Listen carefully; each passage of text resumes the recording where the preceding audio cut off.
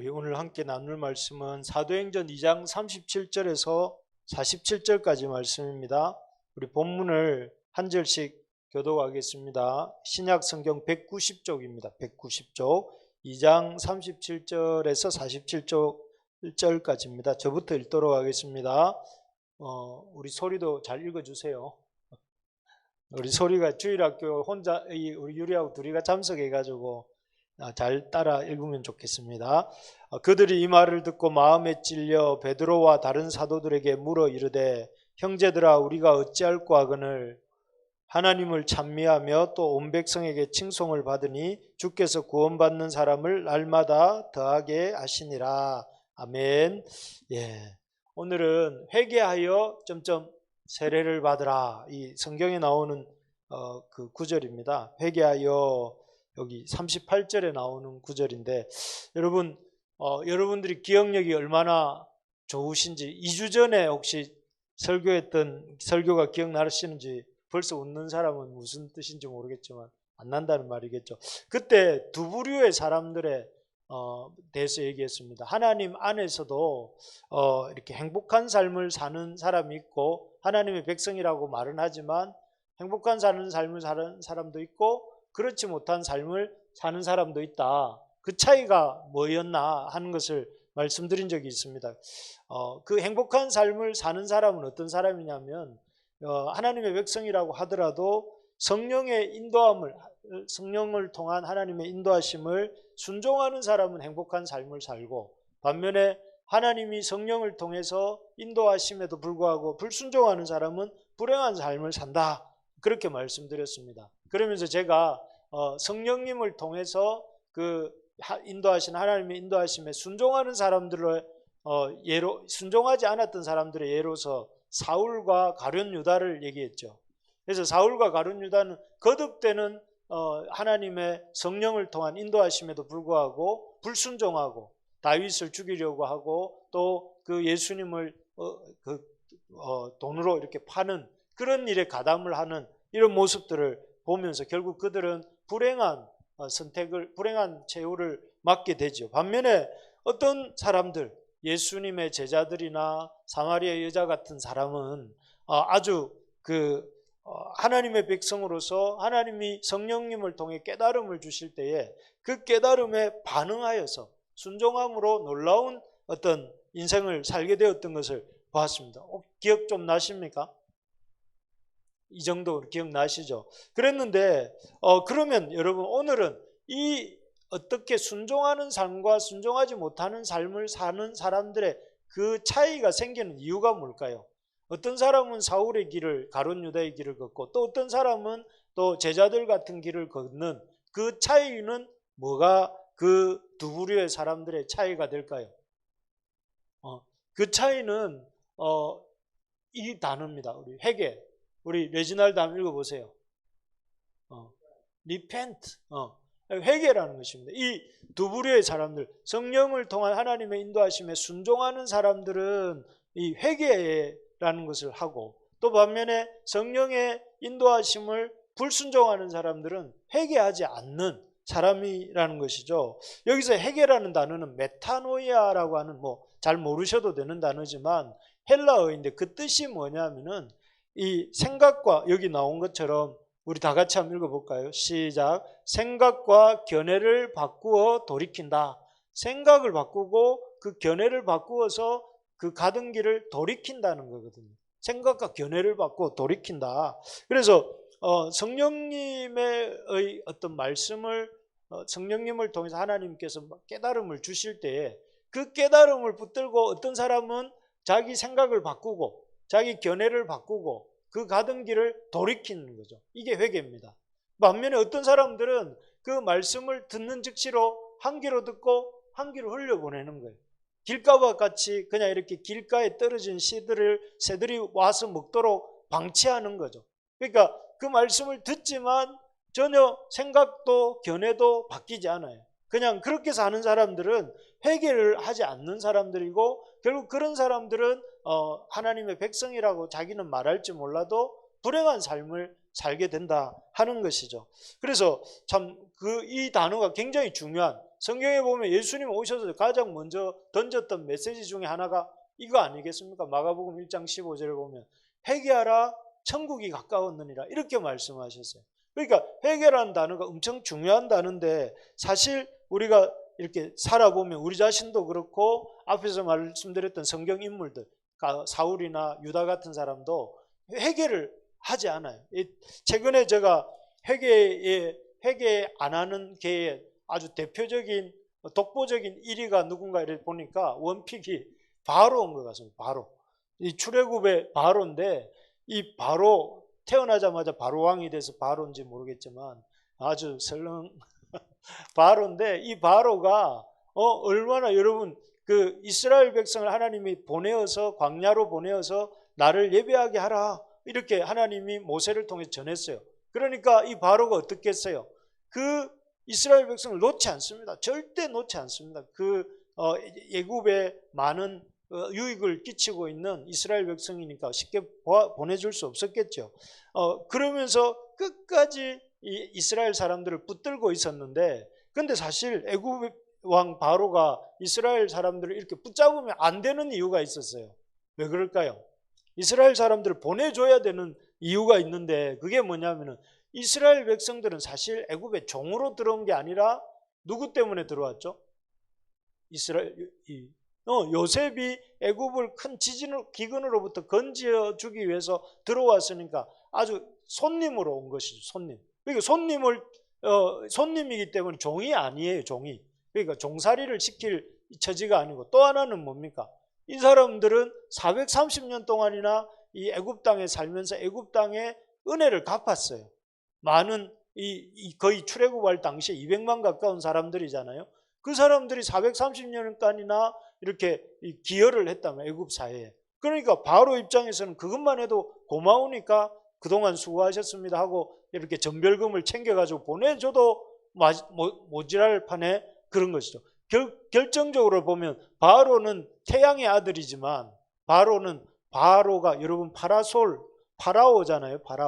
파라솔이라는 게 파라가 태양이란 말이고 바로는 태양의 아들이지만 이스라엘 백성은 하나님의 자녀이기 때문에 이런 이유들 때문에 그는 이스라엘 백성이 출애굽한다는 것을 반대할 이유가 없는 사람, 그냥 보내줘야 되는 그러면 가시오 그동안 고맙습니다 하고 이렇게 보내줘야 되는데 그런데 어떻게 합니까? 이 바로가 이스라엘 백성을 안 놓아요. 놓을 듯 하면서도 안 놓다가 바로가 어디서 죽었는지 아는 사람? 우리 소리 어디서 바로가 죽었을까요? 우리 주일학교 실력을 한번 갑자기 목사님 물으니까 당황스럽죠. 바로가 홍해에서 죽잖아요. 홍해로 왜 들어갔을까요?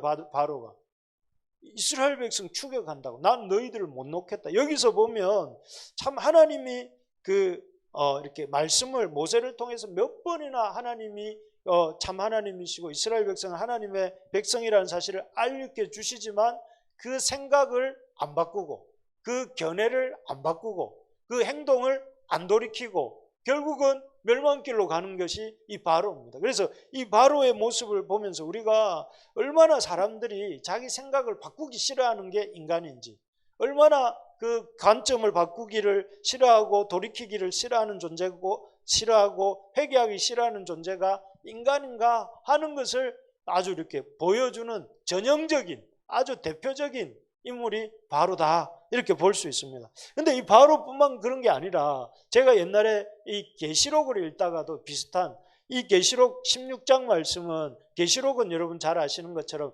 7인, 7나팔, 7대접 재앙으로 이렇게 그 재앙의 역사가 나옵니다. 이 마지막 시대에 나팔이 울리고 인이 떼지고 나팔이 불리고 그 다음에 대접이 쏟아져서 마지막에 이 어린 양 혼인 잔치가 이 바벨론 심판이 있고 어린 양 혼인 잔치가 일어나는데 그 마지막 무렵이에요. 여기 5번째 대접이거든요. 5번째 대접.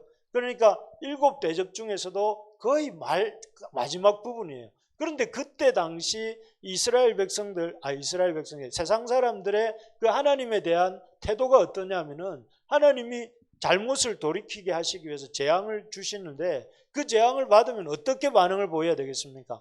회개하고 돌이켜야 되는데 오히려 하나님의 이름을 비방하고 하나님 회개하지 아니하고 주께 영광을 돌리지 않았다고 했고, 어떤 사람들은 아파서 자기 혀를 깨물고 아픈 것과 종교로 말미암아 아프면 겸손해지잖아요. 우리가 아프면 하나님 좀 살려주세요 이렇게라도 할 법한데, 이 사람들은 어떻게 했습니까? 우리 한번 읽어봅시다. 노란색 시작.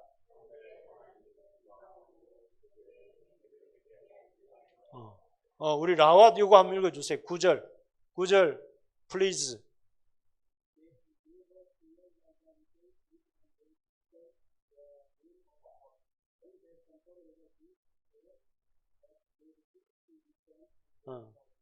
네, 거절했습니다. 회개하기를 거절하고 영광 돌리기를 거절하고 cursed, 이게 무슨 말이냐면 저주하고, 아주 이렇게 저주하는, 하나님을 우리말로는 비방이지만 cursed 말은 저주하고 아주 이렇게 그런 아주 비방보다 조금 단계가 더 높은 느낌.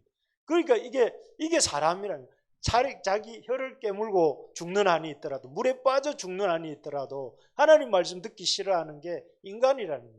우리라는 존재가 그 정도로 아주, 아마 우리가 생각해 볼 때 앞으로 주님 오실 날이 제 생각에는 훨씬 가까워졌다고 생각하는데, 더 사람들의 마음들이 강팍해지고 완고해지고 굳어지는 시대가 이제 앞으로 펼쳐질 거라는 생각이 듭니다.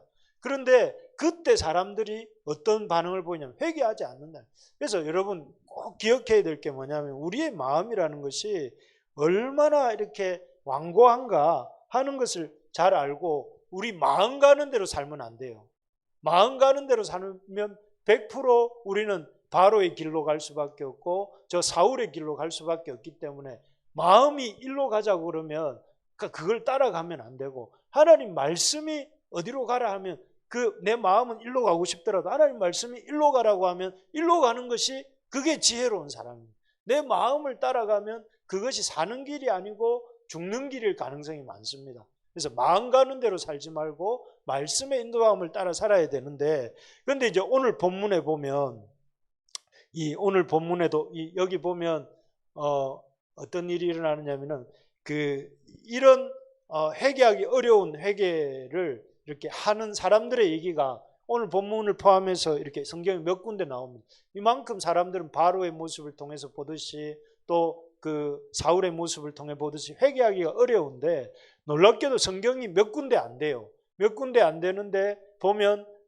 하나님의 말씀을 듣고 그 생각과 견해를 바꾸고 그 길을 돌이켰던 사람들의 이야기가 몇 군데 나오는데, 첫 번째가 이 요나와 니느웨 왕의 관계입니다. 그래서 요나 선지자가 니느웨에 가서 여기 이렇게 선포하죠. 40일이 지나면 니느웨가 무너질 것이다. 당시 니느웨가 아수르의 수도인데 엄청나게 잔인하게 사람들을 죽이고 횡포를 부리는 그런 제국이었어요. 그런 제국을 향해서 앞으로 40일이 지나면 하나님이 심판을 하실 것이다, 이렇게 말을 했는데, 여러분 여기에 당연히 이렇게 우리가 예상되는 반응이 뭡니까? 말도 안 되는 소리다 이러면서 요나를 향해서 네가 믿는 하나님이 무엇이간데 우리 이 아수르 수도에 와서 네가 그렇게 말하느냐 하고 말할 법도 한데, 그가 어떻게 했냐면 니느웨 사람들이 하나님을 믿고 금식을 선포하고 높은 자 낮은 자를 막론하고 굵은 베옷을 입고, 니느웨 왕이 보좌에서 일어나 왕복을 벗고 굵은 베옷을 입고 제위에 앉았다 그랬어요. 이런 일이 우리 주변에서 좀 일어나면 좋겠습니다. 도저히 안 변화될 것 같은 사람인데 하나님 말씀을 듣고 왕과 그 백성이 바뀐 것이죠. 그래서 하나님이 어떻게 하시냐면, 하나님이 그들을 행한 것, 그 악한 길에서 돌이켜 떠난 것을 보시고 뜻을 돌이키셨다고. 실제로 요나의 복음 전파 이후에 니느웨가 아수르가 망할 뻔했다가 120년 정도 역사가 더 지속되게 돼요. 이걸 보면 회개할 때에 그 생각과 견해를 바꾸고 태도를 바꾸었을 때에 하나님이 이 니느웨와 니느웨 왕을 이렇게 구원하신 것을 볼 수가 있습니다. 또 우리가 잘 아는 아합, 이세벨의 남편이잖아요.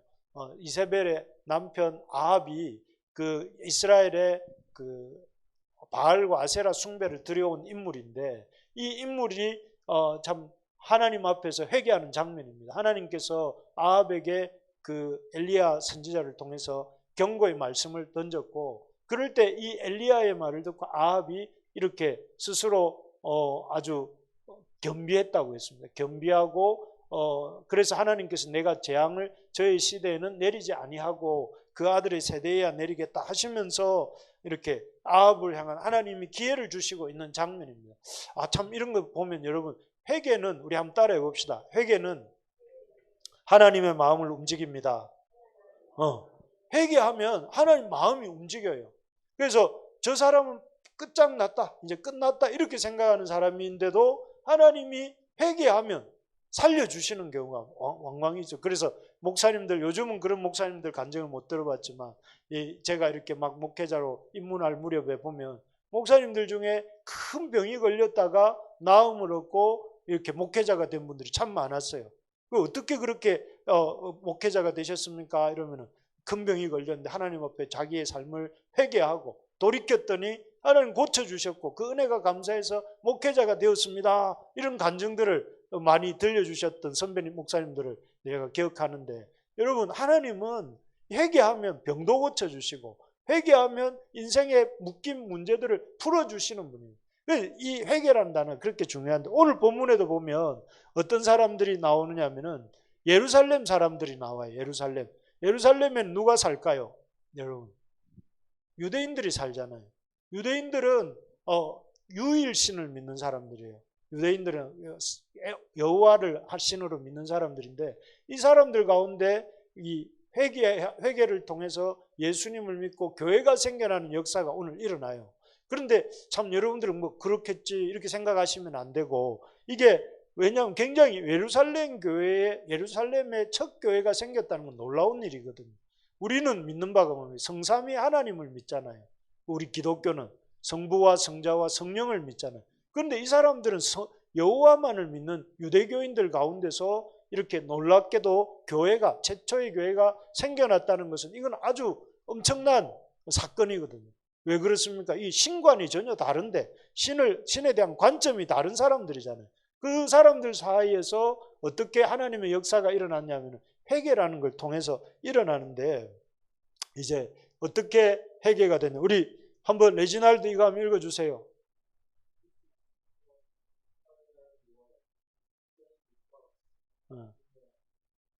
네.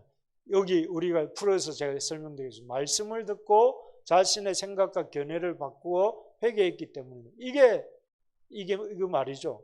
하나님 말씀을 듣고 뭘 했다고요?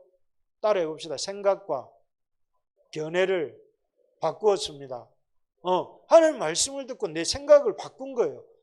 내 생각으로 하나님 말씀을 바꾼 게 아니고 하나님 말씀으로 내 생각과 내 견해를 바꾼 게 이게 회개라고. 그리고 하나님 말씀을 듣고 내 생각과 행동을 이렇게 견해를 바꾸고 행동을 바꾼 것이죠. 예를 들면 앞에서도 말씀드렸지만 우리 지난주에 그 세 가지 질문을 다루었는데, 첫 번째 질문이 뭐였는지 기억나실지 모르겠는데, 첫 번째 질문은 시편 16편 9절에서부터 11절 사이에 주가 두 분이 등장한다는 거죠. 다윗이 말하기를 주께서 내 주에게 말씀하시기를 이렇게 말했단 말이에요. 그러면 앞에 주는 여호와예요. 그럼 내 주는 누군가 하면서 이제 베드로가 어떻게 설명을 하느냐면은, 여호와와 그 내 주는 누구냐면은 이 구약에서 종종 천사의 모습으로 또는 사람의 모습으로 사람들에게 나타나셨던 그 주님, 성자 예수님이죠. 예수님이 그 다윗에게 나타나셨고 나타나신 그 사람의 모습으로 나타나신 그 주님에 대한 고백이 다윗이 주라고 했다 하는 것을 이렇게 보면서 우리가 이 다윗 메시아는, 그리스도는 다윗의 후손으로 오시지만 그냥 다윗의 후손만이 아니라 다윗의 주이기도 하시다, 이걸 말한 거죠. 그 말은 무슨 말이냐면 나사렛, 여기 이런 것입니다.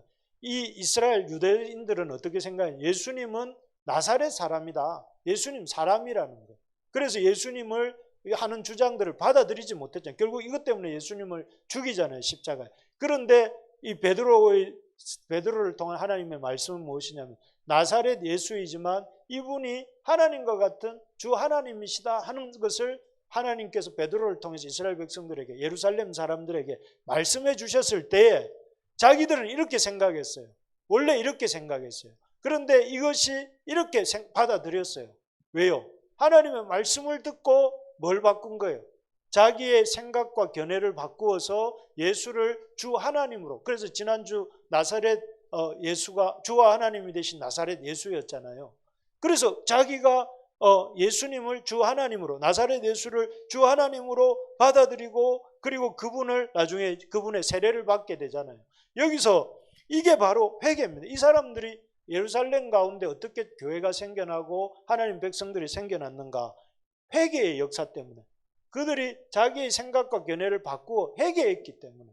그러니까 이 예루살렘에서 교회가 생겨나고 하나님의 놀라운 역사가 일어날 수 있었던 것이 바로 이런 회개를 통해서, 여러분 우리가 이런 회개하는 역사가 우리 가운데도 일어나기를 소망합니다.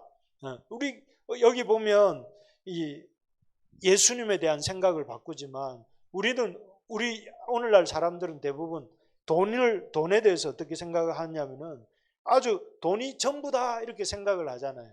돈이 전부다 이렇게 생각을 하는데, 그런데 실제로 그렇기 때문에 돈이 전부다고 생각해 돈의 모든 것을 올인하면서 살아가는데, 우리는 하나님 말씀을 배우니까 돈이 뭐라고 하세요?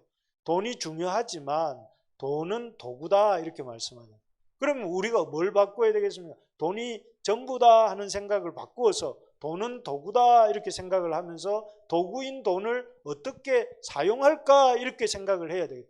그러면은 돈을 이렇게 사용하는데, 바르게 사용하는데, 버는 것도 중요하지만 바르게 사용하는 것을 생각하면서 또 이렇게 가치관을 세워나가게 되겠죠.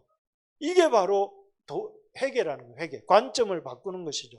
그래서 저는 우리 가운데 이런 우리의 생각과 하나님의 말씀을 통해서 우리의 생각과 견해를 바꾸고 돌이키는 그런 회개의 역사가 있기를 소망합니다.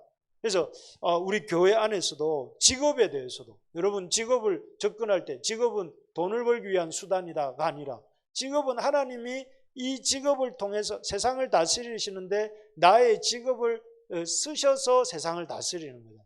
내가 하는 일은 그 일이 어떤 먹고 살기 위해서 하는 일이 아니라 일이기만 한 것이 아니라 하나님이 나를 통해서, 나의 직업을 통해서 세상을 섭리하시는 수단이라는 거죠.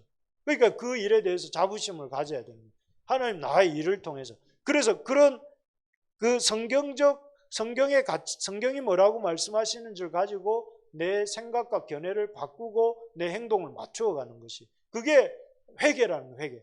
그래서 회개는 예수님 믿을 때, 처음 믿을 때 우리가 회개해야 되지만 우리 일생 동안 살아가면서 회개해야 되는 거예요. 내가 오늘 하루 사는 동안에 잘못 생각하고 잘못 행동한 거 있으면 돌이키고, 하나님 말씀 앞에서 돌이키고, 또 하나님 말씀 앞에서 살다가 보면 오늘 고쳤지만 내일 또 나타나면 그걸 또 고치고, 그렇게 돼가면서 점점점 우리는 누굴 닮아가는 거예요? 그리스도를 닮아가는 거예요. 회개가 없는 사람은 결국은 이 예수님을 믿는다고 하지만 사실은 안 믿는 것과 다름없어요. 끊임없이 자기를 쳐서 복종하지 않으면 우리가 어떻게 주님이라고 이렇게 고백하는 고백에 합당한 삶을 살 수 있겠습니까? 자, 두 번째로 보면 회개를 통해서 세례를 받고 교회 공동체의 일원이 되었기 때문입니다. 우리 나와 한번 읽어주세요.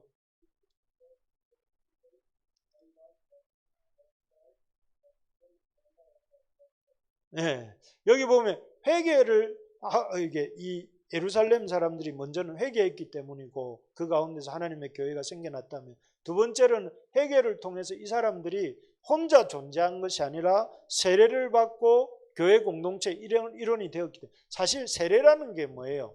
세례라는 것이 교회 공동체의 일원이 됩니다 하는 고백을 하는 게 세례잖아요. 이 세례는 전제가 뭐냐면 나는 교회의 일원이 됩니다 하는 고백인데, 이 사람들이 아주 여기 보시면 회개를 하고 세례를 받고 교회 공동체의 일원이 된 이유가 무엇이냐면은, 첫 번째가 회개를 실천에 옮긴 것입니다. 회개가 뭐냐면은 예수님이 이렇게 나사렛 예수가 아니라 예수님이 하나님이시다 하는 고백을 하는 것이 이 세례입니다. 세례할 때 여러분 우리가 물속에 들어갔다 올라오잖아요. 나는 죽고 그 다음에 예수님 안에서 나는 살았습니다 하는 고백이 물속에 들어갔다 나오는 것인데, 이 세례가 그런 의미에서 우리 목사님들이 물을 뿌리면서 물을 이제 우리가 물속에 들어가지는 않지만 뿌릴 때도 그게 뭘 상징하는 거예요? 나는 물속에 들어가서 죽었고 이제 나는 예수 안에서 새 사람이 되었습니다 하는 것이 세례인데, 그 세례를 받는다는 것은 자기가 예수를 이제 나사렛 사람이 아니라 예수를 주와 하나님으로 고백하는 그 고백을 이 세례이고, 그 세례를 받음으로써 그런 하나님에 대한 고백을 실천에 옮기는 거라는 것이죠. 무슨 말인지 알겠습니까? 그러니까 입술로만 나는 주를 믿습니다 하고 끝난 게 아니라 세례를 받는 행위를 통해서, 그리고 실제로 당시 세례라는 게 예수님 오시기 이전에도 있어서 세례 요한 오기 이전에도 있었는데, 그때의 세례의 의미가 뭐냐면은 이방인들이 유대인으로 개종할 때 받는 거예요. 세례가 그 이전에는. 그런데 지금 베드로가 그 세례를 받으라고 한 것은 유대인들에게 한 말이란 말이에요. 그 예루살렘 사람들에게. 그런데 예루살렘 사람들 입장에서는 이거는 이방인들이 유대인 될 때 개종할 때 받는 것인데 내가 왜 세례를 받아야 돼? 이렇게 생각할 수 있잖아요. 그런데 세례를 받으라고 한 그 의미는 이방인이 유대인 되는 그런 의미가 아니고, 그 세례는 내가 예수님을 주로 고백합니다. 예수님을 그동안 대적하는 삶을 살았지만 이제는 예수님을 주와 그리스도로 인정합니다 하는 고백이 세례란 말이에요. 그러니까 이것이 이 사람들에게는 회개를 실천하는 거예요. 그 회개를 행동으로 옮기는 거죠. 회개를 행동으로 옮기는 이것을 통해서 그 회개에 합당한 어떤 삶을 사는 것이죠. 이 돌이키는 거죠. 아까 생각과 견해를 바꾸고 행동을 돌이키는 것인데, 행동을 돌이킨 거예요. 그리고 두 번째 의미가 뭐냐면, 이렇게 세례를 받는 이유가 혼자, 아까 말씀드렸지만 세례는 공동체, 교회를 전제로 하고 세례를 받는 건데, 좀 꺼주세요. 그래서 여기 보면 그 함께하는 삶을 살고자 하는 그런 어떤 의미가 이 속에 있습니다. 그래서 세례를 받음으로 그 이후에 이스라엘 그 예루살렘 사람들의 모습이 어떻게 나오느냐 하면은, 그 말을 받은 사람은 세례를 받음에 신도의 수가 3,000이나 더했는데 그들이 사도의 가르침을 받아서 서로 교제하고 모여서 함께 말씀을 받고 교제하고 떡을 떼고 기도하기를 힘썼다. 그래서 본격적인 공동체 생활이, 교회 생활이 시작된 거죠. 그래서 우리가 여기서 보면 이 세례를 받고 그들이 하나님 앞에 서게 된 이유는 이 함께 혼자 사는 삶을 끝내고 이제는 함께하는 삶을 살겠다 하는 것이죠. 그래서 이렇게 세례를 받음으로써 아까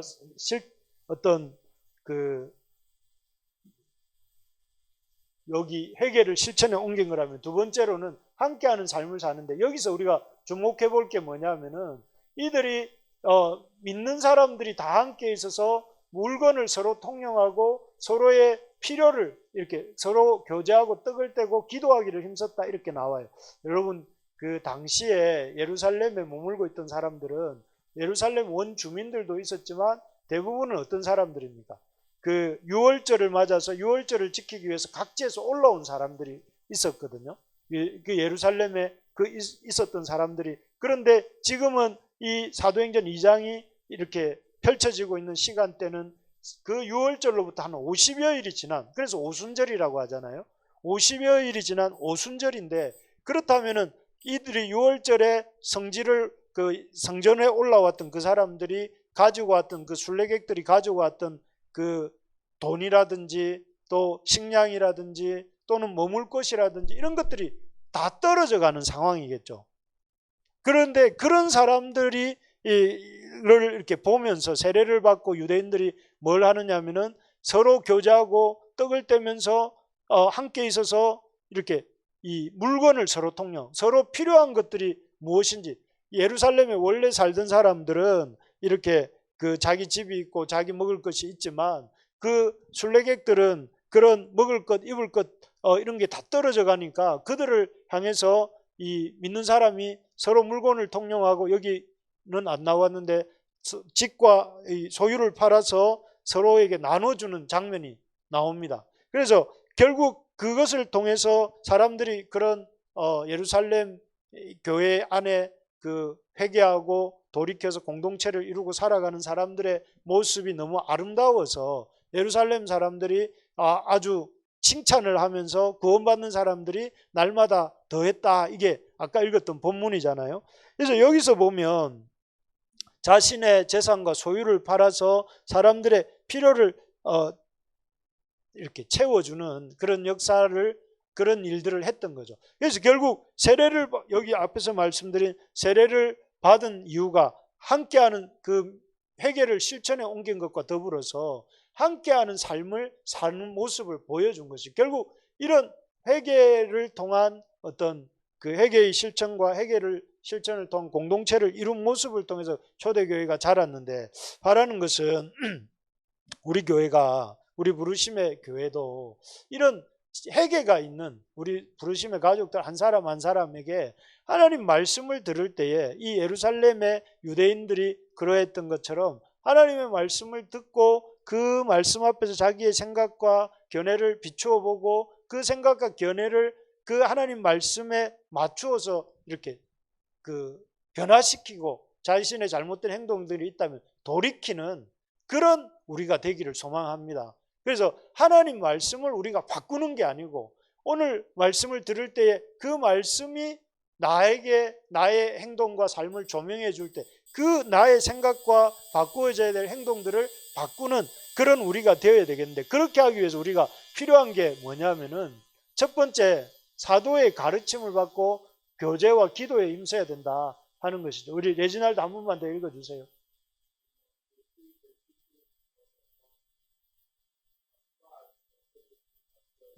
예, 여기 보면 우리 이 제일 중요한 것이 하나님 말씀이 뭐라고 하시는지를 알아야 되잖아요. 우리가 우리의 생각과 견해가 성경적인지 아닌지를 알려면 하나님의 말씀에 비추어 볼 필요가 있는데, 그 하나님의 말씀을 초대교회는 사도의 가르침이라고 표현을 했어요. 그래서 우리가 잘 가고 있는지 혹은 우리가 잘 못 가고 있는지 이런 것들을 알려면 뭐가 필요할까요? 말씀을 듣는 게 필요한 거죠. 말씀을 읽는 게 필요한 거죠. 말씀을 읽고 그것을 자신에게 비추어 보는 게 필요하죠. 그게 뭐예요? 성경 읽기고 그게 큐티고 이렇게 예배 드리고 말씀 듣는 거잖아요. 그래서 이 말씀을 들을 때에 그 말씀을 가지고 나 자신을 비추어 볼 필요해요. 나는 정말 하나님 앞에서 나의 이 완악함을 알고 하나님 앞에 나 자신을 이렇게 변화시키고 고쳐가려고 애쓰고 있는가? 이걸 돌아보는 것이 이 오늘 말씀을 들었다면 이제 우리가 해야 될 일이겠죠. 그리고 그런 가르침을 받고 그 다음에 뭐가 필요하냐면 교제와 기도에 임해야 됩니다. 이 교제는 하나님과의 교제이기도 하고 우리 동역자들 서로 간의 교제가 필요합니다. 믿음의 교제가 필요해요. 여러분 한 3, 4일 동안 이렇게 우리 가족들하고 있으니까 좋은 점도 있지만 저같이 이렇게 안 믿는 가족들하고 이렇게 있으면 참 이 가족들의 그 안 믿는 가족들이 좀 믿게 되었으면 하는 이런 안타까움과 동시에 또 힘듦을 느끼잖아요. 어떻게 하면 좀 저분이 우리 재수 씨가 어떻게 하면 우리 누구가 좀 예수님을 믿었으면 참 좋겠는데 하는 안타까움이 제 마음속에 있거든요. 그런데 그런 것들을 헤쳐나갈 힘을 어디서 우리가 얻느냐면 믿음의 교제를 통해서입니다. 그래서 여러분 말씀을 읽고 그 다음에 꼭 같이 가야 되는 건 무엇이냐면 하나님과 교제하는 시간이 필요합니다. 그것이 기도죠. 기도고 이런 예배를 통한 성도와의 교제가 필요한 것이죠. 그리고 그런 교제가 있을 때에 이 마치 그 젖먹이 아이가 젖을 잘 먹고 잘 자라가는 것처럼 하나님 말씀을 듣고 그 말씀을 가지고 하나님과 교제하고 성도들과 교제하고 기도하는 그런 성도들이 자라가게 되는 것이거든요. 그래서 우리가 참 우리 교회 안에 말씀, 제가 만약에 교회 이름을 이렇게 부르심의 교회라는 이름 말고 또 선택할 수 있다면 말씀의 교회 뭐 이런 게 참 좋겠다 이런 생각을 해본 적이 있었습니다. 그런데 이미 있더라고요. 그래서 뭐 어쩔 수는 없지만 우리 교회가 제일 중요하게 여겨야 될 게 말씀이라는 생각입니다. 두 번째로 보면 우리 같이 한번 읽어봅시다. 우리 시작. 서로의 필요를 살피고 필요한 것을 채워주고자 힘써야 합니다. 이 말씀을 잘 받고 그것으로 교제하고 기도하는 일뿐만 아니라 그 서로의 필요를 채워주는 역사가 있었습니다. 여기 교회 안에서 이렇게 회개 위에 우리가 진실한 교회 공동체를 세워가려면 서로가 어떤 필요가 있는지 앞에서도 말씀드렸지만 그 초대 예루살렘 교회는 예루살렘 성도들이 그 순례객인 다른 성도들을 자기의 재산과 소유를 팔아서, 대표적인 사람이 바나바 같은 사람이잖아요. 바나바 같은 사람은 자기의 재산과 소유를 팔아서 그 순례객으로 왔다가 예루살렘에 머물고 있는 그 사람들의 먹을 것과 또 입을 것과 또 지낼 곳들을 제공했단 말이에요. 그런 것처럼 그런 것들이 이렇게 될 때 교회가 예루살렘 교회가 견고하게 세워지고 돌아가는 역사가 일어나는 것을 우리가 보게 되지 않습니까? 그래서 우리가 이 교회를, 우리의 회개 위에서 교회를 잘 세워가기 위해서는 교회 공동체를 이렇게 돌아보면서 내가 교회 공동체에 필요한 것이 무엇이 있는지를 살피고 교회의 기도 제목은 무엇인지, 교회가 하는 일들은 어떤 일이 있는지를 관심을 갖고 참여하는 게 필요해요. 특별히 그런 관심들이 이렇게 모여갈 때 교회가 세워져 간다. 그래서 교회 일을 강 건너 불구경하듯이 하면 안 된다. 교회는 돌아가는갑다. 나는 교회는 일주일에 한 번만 가고 그렇게 교회를 하는 것이 아니라 교회 안에 들어와서 지체들은 어떻게 사는지, 어떤 지체들은 어떤 어려움이 있는지, 그런 어려움들을 어떻게 내가 조금이라도 도와줄 수 있는지, 내가 내 재산과 소유를 재산까지는 못 팔아도 내가 가지고 있는 것들로 도울 수 있는 건 무엇인지, 이렇게 관심을 가지고 힘쓰는 그런 교회였기 때문에 그 회개뿐만 아니라 예루살렘 교회가 회개를 통해서 이렇게 믿음을 실천하고 또 교회를 세워갔기 때문에 예루살렘 교회에 놀라운 하나님의 역사가 있었던 것을 우리가 보게 됩니다. 우리가 이제 바라는 것은 우리 부르심의 교회 식구들이 무엇보다 하나님의 말씀 앞에서 생각과 견해를 바꾸고 행동을 돌이키는 그런 우리 교회가 되기를 소망하고, 또 그런 교회가 되기 위해서 우리가 하나님의 말씀을 날마다 가까이 하고 그 받은 말씀 가운데서 하나님의 교회인 우리 부르심의 교회를 잘 돌아보고 참여하는 저와 여러분들이 될 수 있기를 간절히 소망합니다.